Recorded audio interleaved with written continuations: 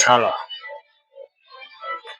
આજ સરકારે રત્ન કલાકાર માટે રાહત પેકેજ જાહેર કર્યું છે, જે દરેક નાગરિક લાભ લઈ શકે. રત્ન કલાકાર 3 વર્ષ ત્યાં બેરોજગાર છે, ધંધો ચાલતો નથી. હીરામાં ધોમ મંદીના કારણે સરકાર એની પડખે ઊભી રહેવા તૈયાર છે.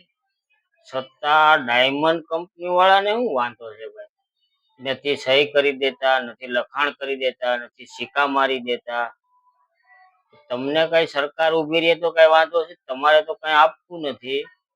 સરકાર આપવા તૈયાર છે, રત્ન કલાકારોની સાથે ઊભી રહેવા માંગે છે, તો તમને શું વાંધો છે કે ભાઈ હજી આ બેરોજગાર નથી, આવ બેકાર કરી દીધા છે, તો હજી તમારે પાછું નથી વળવું? રત્ન કલાકારોને હાવ બહુ ભેગા કરવાના?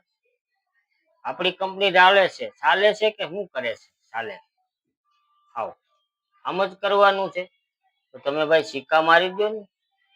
કોઈ પણ એમ કે ભાઈ ફોર્મમાં સહી કરી દેવો, સિક્કો મારી દેવો. નહીં, આપણી કંપની રેગ્યુલર ચાલે છે.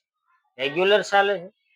આ લોકો 50,000, 40,000, 60,000 ના કામ કરતા હતા, એ અત્યારે 15,000 લાવી દીધા છે. 15,000 માં ઘર હાલે કોઈના? તો સરકાર એને રાહત પેકેજ આપે છે, તો તમારે એ નથી લેવા દેવું, તમારે તો નથી આપવું. બધા આમ જ કરવાનું છે. હવે આખવાડા કાન કરીને બેસી જવાનું? તમે જરાક તો વિચાર તો કરો. ખાલી સહીન સિક્કો કરી દેવામાં તમને તકલીફ પડતી હોય, પૈસા તો સરકારને ચૂકવવા, તમારે ક્યાં ચૂકવવા છે? તો રત્ન કલાકારોને આજે સરકાર ઊભી રહેવા તૈયાર છે અને રાહત પેકેજ જાહેર કર્યું છે. તમારે આપવામાં તો કઈ વાંધો નથી.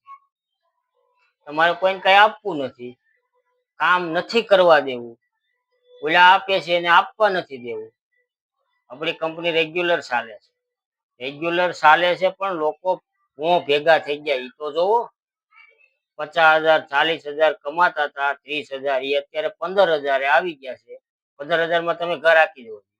ડાયમંડ કંપની વાળા રત્ન કલાકારો એની જાત ઘસી નાખી, અને એ ઘસીને તમારા માટે મહેનત એવડી કરી, છતાં તમે લોકો એની સાથે ઉભા રહેવા તૈયાર નથી. તમે તો તમે તો ઉભા નથી રહેવાના. કોઈ દિવસ કઈ આપ્યું નથી અને આપવાના નથી. તો આ આપવા તૈયાર થઈ છે, તો એને નથી આપવા દેવી. એમાં તમારે આડા ટાંગા ભરાવા છે. તો કરવાનું છે કે જે લોકો આ વિડીયો જોવે ને એ શેર કરજો જરૂર. આ તમારા હાથું કરું છું કે જરૂરત છે, જેને જરૂર છે એને આ સહાયનો લાભ મળવો જોઈએ. આ રાહત પેકેજ જાહેર કર્યું છે. જેના છોકરા ભણે છે, નથી ભણાવી શકે એમ, અને ખાવાના નથી થતા, આ ઈ લોકો હાટુ આ મહેનત કરે છે, સરકાર આપવા તૈયાર થઈ હોય, તો તમને શું વાંધો છે સહી કરી દેવામાં, સિક્કા મારવામાં? હજી આમ કરીને બેહવું જ તમારે કઈ જોવાનું જ નહીં, બધું બંધ જ. દેવું તો નથી જ કાંઈ. આ જ રીતે આખવાનું છે. આ વિડીયો ગમે એટલે શેર કરજો. ખાલી જોયા જ નહીં કરતા હે કરી. હું શેર કરશો તો જ આગળ જાહે. આટલો વાયરલ કરી દો કે તમારા માટે જ મથું સૌ ભાઈ. જય હિન્દ, વંદે માતરમ.